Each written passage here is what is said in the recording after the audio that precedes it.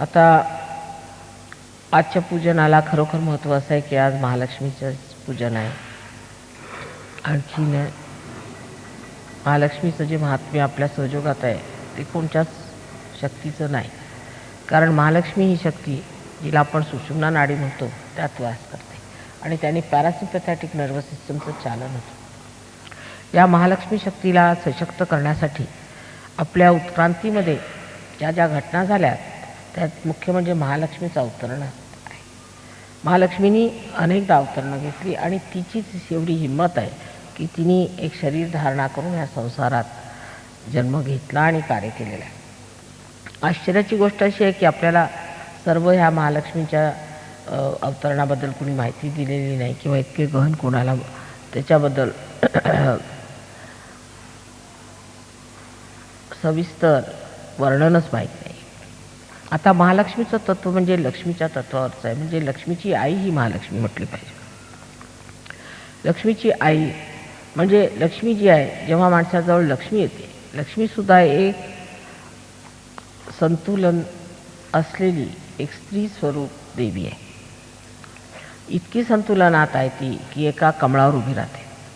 तिच्या हातात 2 कमळं आहेत. एक गुलाबी कमळ, आणखी त्या कमळामध्ये सुद्धा एक नाजूकपण आहे.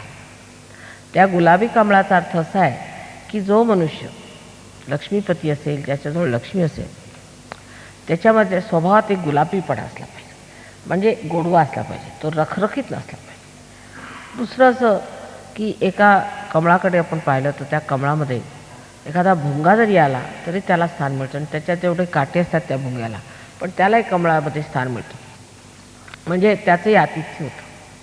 तेव्हा ज्या मनुष्याजवळ लक्ष्मी असेल त्याच्याकडे सगळ्यांचं आतिथ्य असायला पाहिजे. मग तो कसा आहे असे नका, प्रत्येकाची विचारपूस करायला पाहिजे. मग तो लहान असो मोठा असो, प्रत्येकाच्या दर्जाप्रमाणे त्याची विचारपूस करायला पाहिजे. तिसरं म्हणजे एका हातामध्ये त्यांच्या एक हात असा आहे आणि एक हात असा आहे. याचा अर्थ असा आहे की दान असायला पाहिजे. ज्या माणसाच्या हाताला दान नाही तो लक्ष्मीपती. आणि दानच जी आहे, दानामध्ये जो आनंद आहे तो कोणत्याही गोष्टीला मिळवण्यात नाही. दान करण्याची शक्ती ज्याने मिळवली तो सगळ्यात महान मनुष्य असं मला वाटतं. कारण त्यांनी मनुष्याच्या ज्या चरमसीमा आहेत त्या गाठलेल्या आहेत. दान देता आलं पाहिजे. आणि हे डाव्या हाताने जे दान लक्ष्मी करते, तसंच जो लक्ष्मीपुत्र असेल त्यांनी सुद्धा आपल्या हाताने डाव्या हाताने असं दान केलं पाहिजे. म्हणजे डाव्या हाताला उजव्या हाताला कळलं नाही पाहिजे. डाव्या हाताने म्हणजे सहज, त्याला काही मेहनत करायला नको. आणि सारी इच्छा दानाचीच असायला पाहिजे. आणि खरोखर जगामध्ये जेवढ्या वस्तू आहेत त्यांना एकच, मला तरी वाटतं एकच महत्त्व आहे की त्या वस्तू आपण दुसऱ्यांना देऊ शकतो, त्यातनं आपलं हृदय ओतू शकतो, त्यात आपलं आपण दाखवू शकतो. म्हणून प्रत्येक वस्तूला महत्त्व आहे, नाही तर बाकी वस्तूला काय महत्त्व नाही. स्वयंभू जेवढ्या मूर्त्या आहेत त्यातली महालक्ष्मीची मूर्ती आपण फार मानतो आपण सहयोगात. कारण हिच्यामुळे आमची कुंडलिनी जी आहे तिला उठायला एक मार्ग किंवा नाडी ही प्रस्तुत करते. ही नाडी, महालक्ष्मीची नाडी जी आहे ती लक्ष्मी तत्वाच्या वर, जेव्हा हा हात आहे हा आश्रय, ह्याला 2 अर्थ आहे. आश्रय, सगळ्यांना आश्रय देणे, सगळ्यांचं रक्षण करणं, त्यांनी हा हात आहे. पण उलटं जर पाहिलं तर जे लक्ष्मीपती असतात त्यांच्यावर सगळ्यांना धाकच असतं, भीतीच असते. ती नुसती साधी कमळावर उभी असते, काही आपलं काही विशेष दाखवत नाही. नाही तर लोकांना मोटारी लागतात, हे दाखतात ते दाखवण्यासाठी की आम्ही म्हणजे फार काहीतरी सुसंपन्न आहोत, दुसऱ्यांच्या मानाने फार उच्च आहोत. तर ती इतकी म्हणजे आपलं तिचं वजन लोकांवरती घालत नाही, कोणत्याच तऱ्हेचं प्रेशरायझिंग ज्याला म्हणतात ते करत नाही. ती हलक्याने उभी राहते, अलगद, तिचा कोणालाच त्रास नाही झाला पाहिजे. लक्ष्मीपती खरा जो असतो तो कुठेतरी कोपऱ्यात येऊन बसेल, अगदी श्रद्धेने शांतपणाने बसेल आणि हळूच निघून जाईल. त्याला जर दान जरी द्यायचं असलं तरी म्हणेल, माताजी हे माझं दान आहे पण माझं नाव सांगायचं नाही, ते असंच ठेवा तुम्ही कसं तरी करून, हे मी दिलं, तुमच्या चरणी दिलं, झालं, आता मला काही पुढे नको. अरे बाबा पण मला त्याला सांगायला लागणार, हे ट्रस्टकडे पैसे जाणार, मी पैसे घेते, ते तुम्ही कुणाचे नाव सांगा, त्याला मला हरकत आहे, पण हे मी दिलं तुम्हाला, माझं नाव नको. फक्त तुम्हाला जर इन्कम टॅक्सचा काही प्रॉब्लेम असला तर त्याच्यासाठी मी उभा आहे, पण बाकी त्याचं माझं नाव नको, काही नको, अगदी नम्रपणाने असं करता. त्याला म्हणायचं म्हणजे लक्ष्मीपती. पण त्या लक्ष्मीचा हा जो असा वर आहे त्याचा अर्थ असा आहे की लक्षवर असावा. तेव्हा लक्ष्मीतलं जेव्हा लक्ष्मीपती मनुष्य होतो तेव्हा त्याचं लक्ष असतं की आता झालो बाबा लक्ष्मीपती, पण परमेश्वर कसा मिळणार मला. जेव्हा ही स्थिती माणसामध्ये येते, जेव्हा संपत्ती आणखीन धन मनुष्याला मिळून जातं आणि तो अगदी श्रीमंत होऊन जातो, तेव्हा त्याच्यातली आतली जी खरी श्रीमंती ती मिळाली नाही ही त्याला जाणीव आली, म्हणजे महालक्ष्मीचं तत्त्व सुरू होतं. आणि त्या महालक्ष्मीच्या तत्त्वामध्ये कुंडलिनी जागृत होते. आणि ती जागृत झाली म्हणजे तिला आपण म्हणून म्हणतो उदो उदो अंबे, म्हणजे कुंडलिनी तू जागृत हो. महालक्ष्मीच्या देवळात जाऊन म्हणतो, कारण महालक्ष्मीच्या सूत्रात ती जागृत होऊ शकते. आणि मग ती महालक्ष्मीच्या सूत्रामध्ये जागृत होऊन ही जी चक्रवर्ती आहेत त्यांच्यामध्ये भेदून त्यांना आणि वर ती मग सहस्त्रारात येऊन पूर्ण भेदन करते. आता ह्या महालक्ष्मीची किती अवतरणं आपल्याकडे झाली बघू. सर्वप्रथम ही महालक्ष्मीचं जे तत्त्व आहे ही गुरुशीचं फार जवळचं नातं आहे आणि अत्यंत प्रेमाचं आणि पावित्र्याचं. आता सुरुवातीपासून पाहिलं तर जे मोठाले गुरु झाले त्यांची एकतर मुलगी किंवा बहीण या नात्याने हिचा जन्म झालेला आहे. जसं जनकाची मुलगी जी सीता ही महालक्ष्मी सुद्धा होती, हे महालक्ष्मीचं तत्त्व आहे.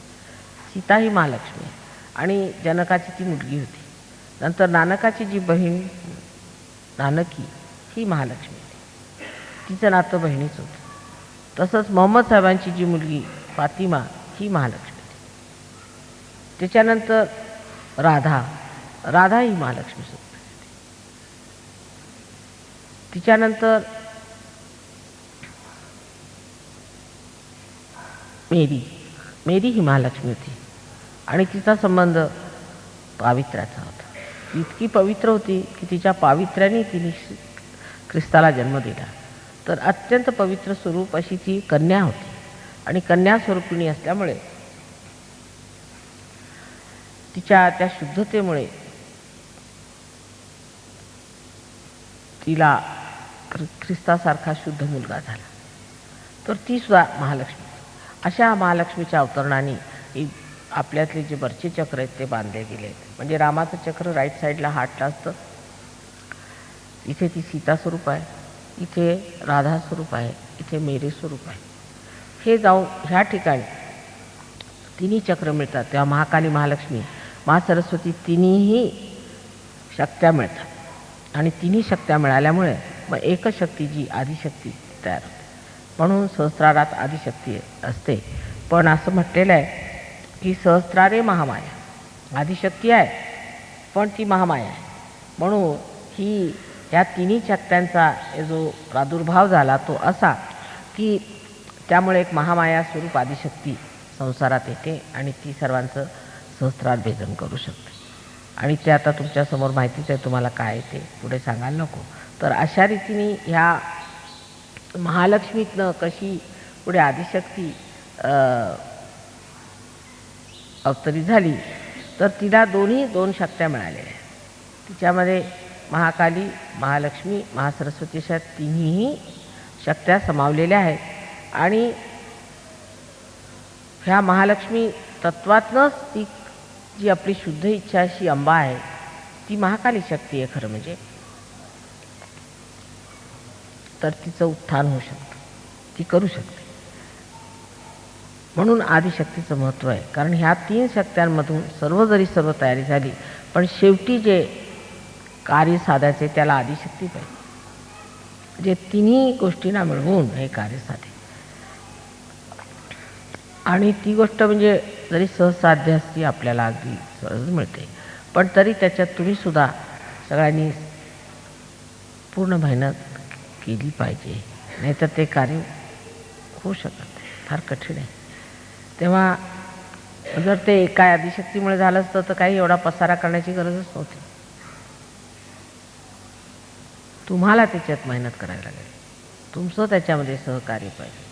तुम्ही आता स्टेजवर बसल्यात, आम्ही नाही. आमची शक्ती तुम्ही घ्या, वापरा, पण तुम्ही स्टेजवर आहात म्हणून तुम्ही पूजनीय आहात, तुम्ही विशेष आहात. आमचं काय, आमचं जे होतं ते होतं, ते अनादिकाळापासूनच आहे, त्याला काही विशेष नाही. पण तुम्ही ते वापरलं पाहिजे, तुम्हाला ते मिळालं पाहिजे, ते तुम्ही हस्तगत केलं पाहिजे, त्याच्यावर तुम्ही प्रभुत्व मिळालं पाहिजे. ही जी आदिशक्तीची खरी इच्छा आहे, तिची शुद्ध इच्छा हीच आहे. आणि त्या शुद्ध इच्छेसाठी ही धडपड चाललेली आहे. त्यात तुम्ही सर्वांनी ते कमावून घेतलं, मिळवून घेतलं, प्रेमाने स्वीकारलं आणि पुढे त्याच्यात प्रगती केली. हे फार म्हणजे आम्हाला केवढं मोठं समाधान आहे. आणि त्या समाधानातच सगळं विसरून जाते मी की मागे किती त्रास उचलावा लागला, अनेक वर्षामध्ये किती त्रास झाला, सीतेला किती त्रास झाला, राधेला किती त्रास झाला, मेरीला किती त्रास झाला, ते सगळं गत विसरून असं वाटतं आता काय हे झालं, हे विषय झाला. तर ह्या अवतारामध्ये लक्षात हे ठेवलं पाहिजे की मनुष्य स्वरूपात महालक्ष्मीचं अवतरण झालेलं आहे, मनुष्य मानवी स्वरूपात. पण देवीचं, जिला आपण महाकाली म्हणतो, तिचं अवतरण मनुष्य स्वरूपात झालेलं नाही, त्या देवी स्वरूपातच होत्या. त्याच्यामुळे देवी स्वरूपात येणं फार सोपं आहे, मनुष्य स्वरूपात येणं फार कठीण काम आहे. आणि झगडणं मानवात येऊन राहणं त्याहूनही कठीण आहे. परत मर्यादा मानवाच्या ठेवून राहणं हे त्याहून कठीण आहे. हे सगळं कार्य मनुष्य स्वरूपात येऊन या सर्व देवांनी केलं आणि त्याचा आज फलीभूत होण्याचा जो सुप्रसंग आलेला आहे ते समोर दिसून राहिले. गणपतीपुळे म्हणजे अगदी इतिहासात लिहिण्यासारखं एक मोठं, फार मोठं कार्य झालेलं आहे. आणि पुढे असंच होत राहील. प्रत्येक वर्षी निदान 3-4 वर्ष तरी परत व्हावं अशी माझी फार इच्छा आहे.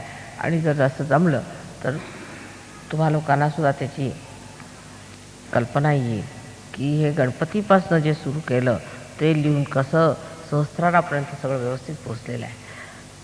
सगळं म्हणजे इतकं ते अद्वितीय आहे की शब्दात घालून सांगणंसुद्धा कठीण आहे. पण ते सगळं तुम्हाला मिळावं, जे काही आमचं आहे ते तुम्ही घ्यावं, हीच एक माझी शुद्ध इच्छा आहे.